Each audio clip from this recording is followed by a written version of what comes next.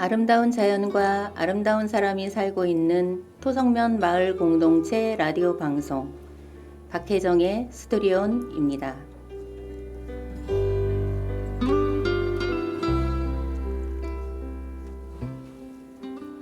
청취자 여러분 안녕하세요.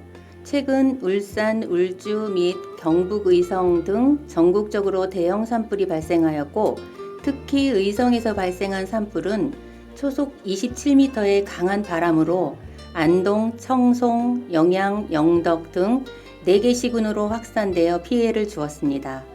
그래서 이번 시간엔 봄철 산불에 대한 경각심을 가지고자 고성소방서 직원분들을 모셨는데요. 봄철 산불 예방에 대해 이야기를 나눠보도록 하겠습니다.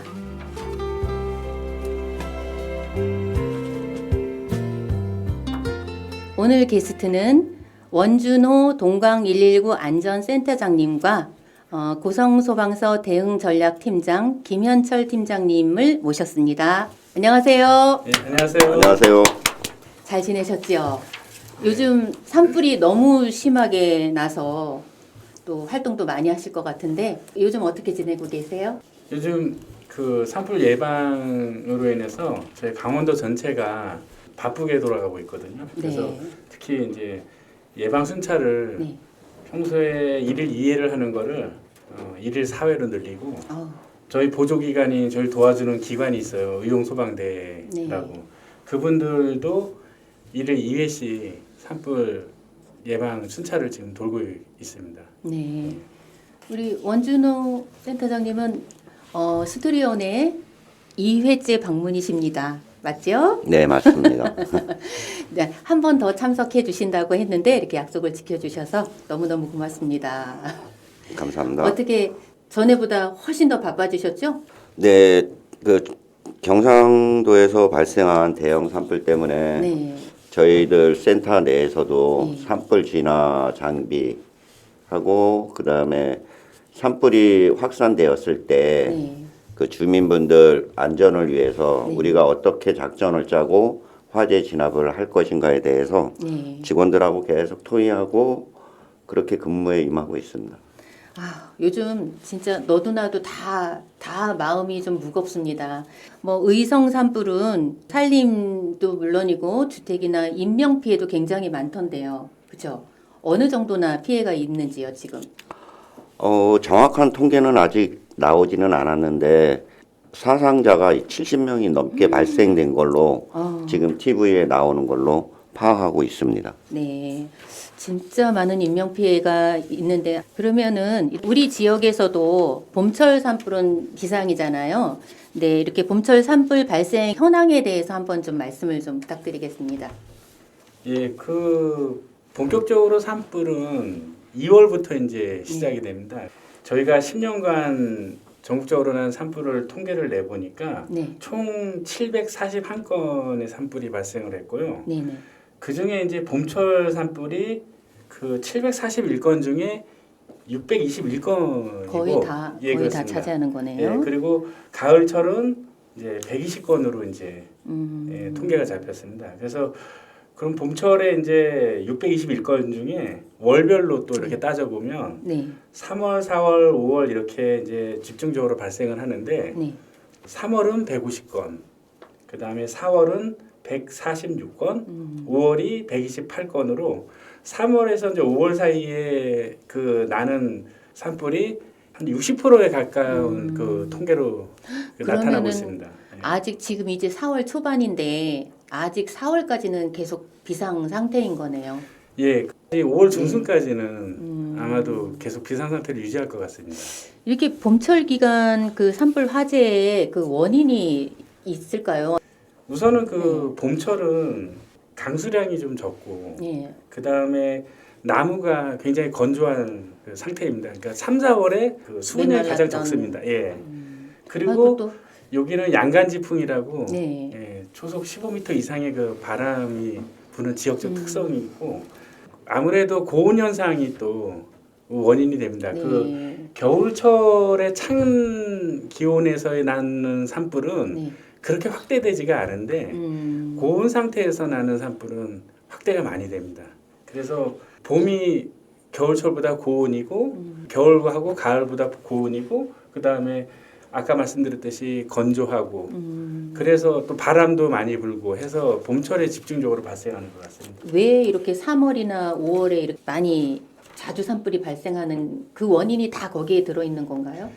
예, 우선 이제 그 산불이 자주 발생하는 원인은 그렇고 우선은 또 제가 이제 아까 말씀 못 드린 게 봄철이 따뜻하고 이제 외출하기 좋은 계절이니까 네. 등산객들이 많습니다. 그래가지고 입산하시는 분들이 많아서 그 원인 중에 찾아보면은 입산자 실화가 21%가 됩니다.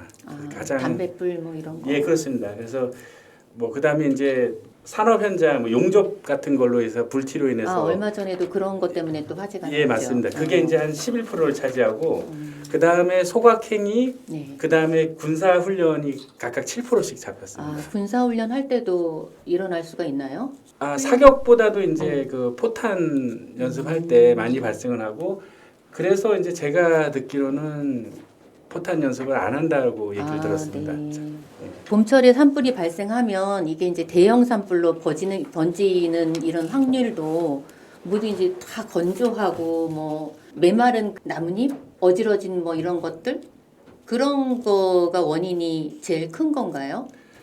예, 그 메마름이 이제 강수량이 적어서 네. 예, 산이 다 메말라 있기 때문에 아무래도 조그만 불티라도 단자들의 담뱃불이나 어떤 성묘객들에 인한 조그만 불티라도 이제 그게 금방 타오르고 그 다음에 거기에 또 바람까지 이제 강풍으로 불면은 삽시간에 번져서 대형 산불로 번지고 있습니다. 그래서 이게 또 악조건이 뭐냐면 바람이 한 15m 이상, 그러니까 강풍이 불면은 저희는 이제 산불을 주로 헬기가 많이 이제 진압에 도움이 됩니다. 근데 헬기가 이륙하지 못하는 상황이 됩니다. 바람이 너무 세니까. 그렇습니다. 그러면은 저희 소방차나 군청에 있는 산림 진화차, 산불 진화차, 그다음에 뭐 산림청에 있는 산불 진화차 이렇게 동원돼서 인력으로 끄는데 그게 좀 한계가 있습니다.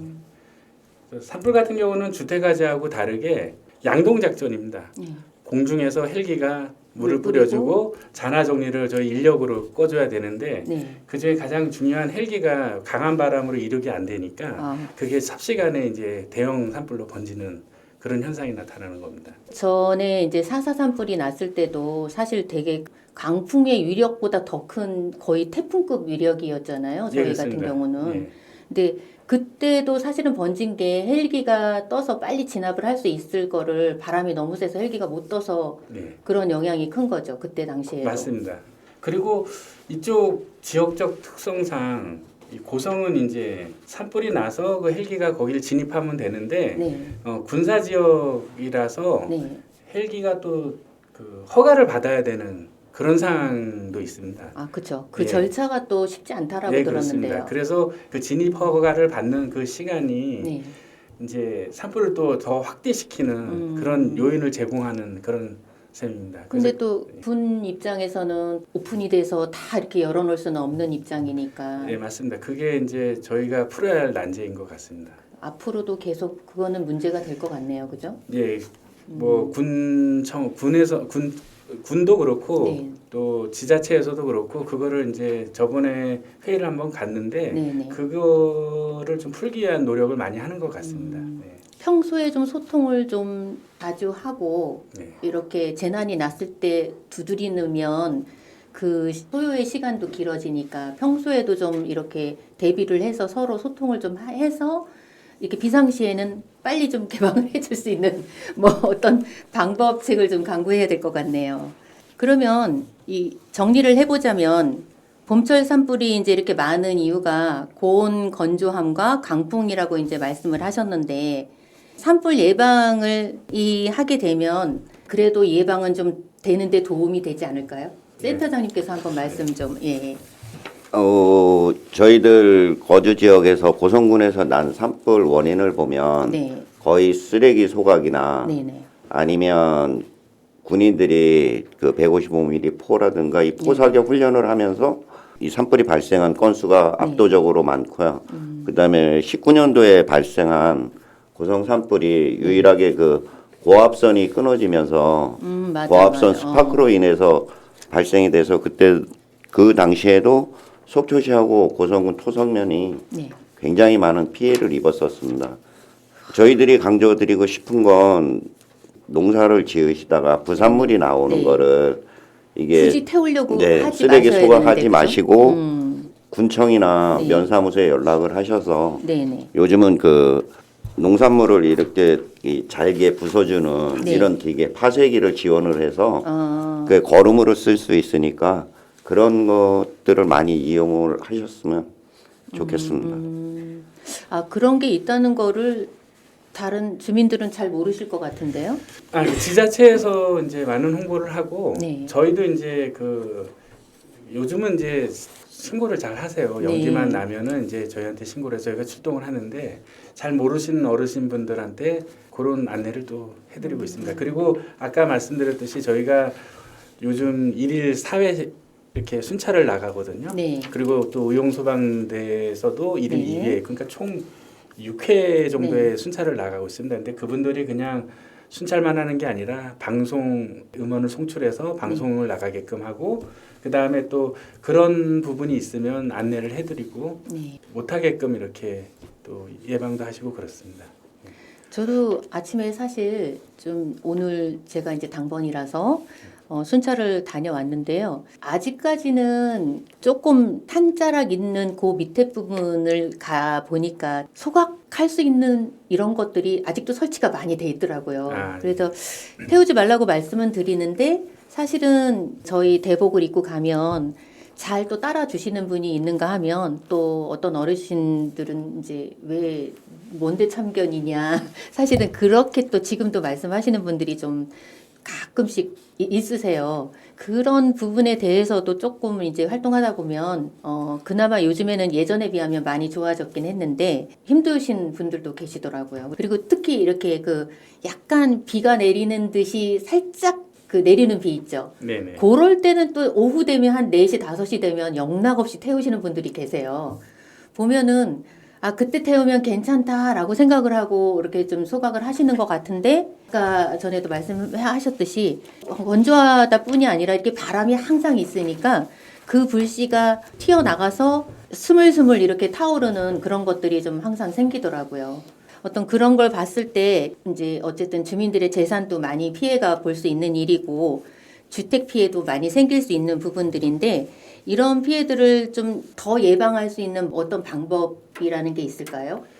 지금 MC님께서 말씀하신 그 부산물 태우는 행위에 네. 대해서 과태료가 있다는 거를 여기 나왔으니까 네, 그걸 네. 좀 잠시 안내를 예, 해드리겠습니다. 네. 그 처방관련법에 의해서 이제 신고를 해서 소방차가 출동을 하면 20만 원의 과태료가 발생하게 됩니다. 그리고 산림보호법에 의해 가지고 네. 지자체에서는 부산물을 소각하는 행위를 발견 시 50만 원의 과태료를 아, 이게 산불로 번지거나 뭔가 더 확산되지 않았어도 태우는 것만 보고 신고를 해도 그 정도의 벌금이 예, 부여되는 그렇습니다. 건가요? 그래서 아까 동광센터장님이 말씀하신 것처럼 과태료를 부과받지 않으려면 파쇄기를 신청하셔서 파쇄를 하는 게 가장 좋은 방법인 것 같습니다. 그러면 그 파색이라는 건 요청을 하면은 빌려주시는 건가요? 급사무소나 네. 지자체 관련 부서에 연락을 하면 네. 지원해 주는 걸로 알고 있습니다. 아, 네. 그러면 이제 이렇게 산불도 산불이지만 보통 이제 주택에서도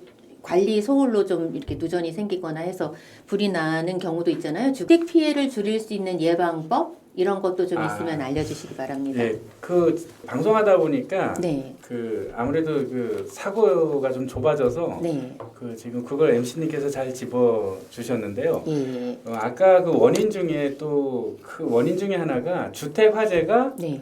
산불로 번지는 경우도 많습니다. 네, 그래서 그 주택 화재가 안 나게끔 특히 이제 화목 보일러나 네. 저 주택 화재가 발생이 안 나도록 우리가 이제 그 노력하는 것도 당연지사고요. 그리고 지금 MC님께서 말씀하신 이제 산불이 날 경우에 네. 주택의 피해를 줄이기 위한 방법이라는 예. 그 방법을 여쭤보셨죠. 그래서 네네. 산불이 그 발생을 하면 집 주위에 아무래도 가연물이 쌓여 있을 경우에 예. 집에도 이제 그 더 번질 예, 수가 더 번질 있고. 수가 있습니다. 그래서 주변에 가연물을 적치된 걸 치우고 그다음에 가능하면 네. 만약에 이제 임명 대피를 하기 전에 시간적 여유가 있으면 집 주변에 또 집을 대상으로 그 물을 뿌려주는 게 좋습니다. 집에다가 예, 집, 그렇습니다. 집 표면에다가요. 예. 그래서 집에도 이제 취약한 부분이 있습니다. 예를 들어 창문이나 지붕 근처 이런 데 취약한 부분이 있거든요. 네. 예, 그런 부분에 좀 물을 뿌려주시면 좋고 비상소화 장치함이라는 게 있습니다. 네. 이렇게 마을 돌아다니다 보면은 네모난 그 소화전 옆에 네모난 빨간 박스가 있어요. 네. 그 박스를 열어보시면 거기 설명서도 잘 나와 있는데 그걸 활용하셔가지고 충분한 물을 뿌리실 수 있습니다. 그래서 주변에 비상소화장치함이 있으면 그걸 사용해서 집 주변에 물을 적셔 주시는 것도 굉장히 도움이 된다고 저는 생각합니다. 혹시 센터장님은 또 다른 제가 빠진 방법 있습니다. 아, 네. 그 19년도에 저희들 이 토성면에서 그 피해를 본 주택들을 보면 산 인근에 지은 주택들이 피해를 많이 봤지만 경량 철골 판넬조로 지은 집하고 네. 이런 집들이 거의 전소가 됐고요. 그 다음에 내화조로 지은 집들 중에 집 벽에다가 나무를 쌓아놓은 집들이 있습니다. 장작을 해서 네네. 이제 군부를 떼시려고 그렇게 쌓아놓은 집들이 거의 다 전소가 됐습니다. 그래서 아까 잘 대응- 타는 재질이라서. 네네 가연물을 집 주변에 그 치우라고 아까 막 대응 전략 네네. 팀장님이 말씀하셨는데 네. 제 생각도 같습니다. 집 주변에 웬만하면 장작이나 이런 것들을 쌓아놓지 마시고 조금 떨어진 곳에 따로 비가림막을 설치해서 분산해서. 보관을 하시면 내가 살고 있는 집은 보호할 수 있겠다라는 그런 생각이 듭니다. 저희가 아파트에서 대피 요령이나 이런 거는 몇 번 방송을 한 적이 있어요. 근데 이제 저도 10층이에요. 제가 살고 있는 곳이. 그러다 보니까 10층에서 대피를 하게 되면 옥상으로 올라가는 게 좋은지 아니면 이제 불이 어디서 났냐에 따라 다를까요? 그런 거는? 아니면 이제 밑으로 내려가야 될지 이게 이런 것들을. 그게 이제 연기는 네. 아래에서 위로 올라가잖아요. 네. 네, 그래서 그게 몇 층 아파트예요, 근데 10층에 사시는데. 거의 20층 20층. 중간 저희가 중간인 거예요. 애매하죠. 예, 얘기하시는 제가 혼자서 늘 생각하는 거예요. 그 10층 밑으로는 이제 그 뭐 이렇게 그 뭐라 그러죠? 이렇게 안전 장치 하고 타고 내려오는 게 있잖아요. 예. 그게 저희도 있기는 해요. 근데 제가 저걸 타고 내가 내려갈 수 있을까? 이런 좀 염려스러운. 산불 방송에 아파트 잠깐 제가 좀 얘기하는데, 궁금해서요. 11층에서 나면은 MC님이 10층에 사시니까 내려오는 게 당연한 거죠. 네. 예. 그다음에 아래층에서 나면 네. 이제 올라가면은 유리하죠. 아무래도 좀 밑에는 시간이 걸리니까. 예, 밑에는 이제 그 안 좋은 이제 그 연기들과 네네. 예, 그런 안 좋은 성분들이 많은 연기들이 있으니까 올라가는 게 유리합니다. 근데 제가 이제 왜 이렇게 쉽게 말씀을 못 하냐면 원래 그 구조가 또. 올라가면은 그 문이 열려야 됩니다. 네. 문이 열려 있어야 되는데 요즘 뭐 비행 청소년이나 자살하는 분들이 어. 많으니까 잠그는 아파트가 있어요. 네. 그래서 힘들게 올라갔는데 그게 잠겨 있으면 이러지도 저러지도. 예, 그래서 이게 이제 관리사무소에 항상 또 운동 삼아 네. 올라가서 이게 열려 있는지 확인하는 게 중요하고요. 그 다음에 이게 제일 중요한 거는 뭐냐면은 다른 층에서 화재가 나면은 엘리베이터를 이용하시면 안 됩니다. 예. 예, 그 특별 피난 계단이라고 계단을 이용하시면 됩니다. 그래서 네. 그 특별 피난 계단이 왜 특별 피난을 하냐면 그 비상구를 닫으면은 네. 연기는 안 들어옵니다. 그 부분. 네. 예, 그래서 그 부분을 이용하시면 연기가 들어오지 않으니까 조금 시간을 벌 수 있는 거네요. 예, 아래층으로 내려오시면 됩니다. 그 네. 특별 피난 계단을 이용해서. 네, 제가 늘 궁금했는데 예. 사실 제가 네. 한 가지만 더 첨언을 드리자면 네. 알루미늄 호일 테이프라고 아실 겁니다. 청 네네. 테이프처럼 네. 철물점에서 파는. 그거는 열에도 강하기 때문에 아파트 내에서 대피를 못했을 경우에 연기가 들어오잖아요. 네. 그럼 뭐 수건으로 해서 막거나 해도 연기가 들어오죠. 소량씩 들어오면 좀 위험해질 수 있는데 이 알루미늄 호일 테이프로 문 틈을 전부 다 발라놓으면 네. 연기가 하나도 안 들어옵니다. 그 예. 은색 예, 테이프 은색 말씀하시는 테이프로. 거죠. 그래서 이런 것들을 한 두세 개씩 구비를 해 놓으셨다가 그래야 되겠네요. 아주 유사시에 위급 시에 사용을 하시면 괜찮을 것 같습니다. 보통 이런 이게 TV 방송이면은 자막이 들어가잖아요. 네. 개인적인 그 경험이니 네. 네. 아유, 오늘 진짜 요즘 바쁜 기간인데도 좀 와주셔서 저는 개인적으로 너무 감사하고요. 이런 방송은 몇 번을 내보내도 이거는 뭐 계속해서 앞으로도 필요한 방송인 것 같아요. 그래서 다음에도 또 한번 오실 수 있는 기회를 주시길 바라겠고요. 오늘 좋은 말씀 많이 해주셨는데 끝으로 뭐 주의할 점이나 당부하실 말씀이 있으시면 한 번 더 생각을 해보시고 좀 마무리해서 말씀 좀 해주시면 고맙겠습니다. 네, 저는 요번에 그 경북 산불을 보면서 네. 저희들 그 시골에 그 노령화가 굉장히 많이 진행이 돼서 독거노인 분들이 이번에 피해를 많이 당하셨는데 네. 지금 대피 문자가 가는데 그 노인분들이 문자를 잘 못 보시거든요. 네. 그래서 이게 음성으로 네. 마을에서 대피 방송을 문자가 아니라 크게, 그 핸드폰에 음성으로 송출을 해서 그 노인분들이 음성으로 듣고 대피를 하실 수 있는 너무 좋은 시스템이 구축이 됐으면 좋겠습니다. 그거 진짜 필요한 거네요. 맞아요. 어른들은 또 이 문자가 와도 사실 쳐다보지 않는데 네. 삑 하고 소리가 울리긴 하더라고요. 이렇게 뭐 좀 비상시에 네. 그런 것처럼 소리를 울려주고 말소리까지 나온다면 이거 누가 빨리 개발해야 될 것 같은데요. 우리 팀장님은 더 말씀하실 거 있으세요? 아 동관센터장님이 너무 네. 좋은 아이디어를 내셔서 제가 뭔 말을 해도 의미가 좀 괜찮습니다. 저는 이제 네.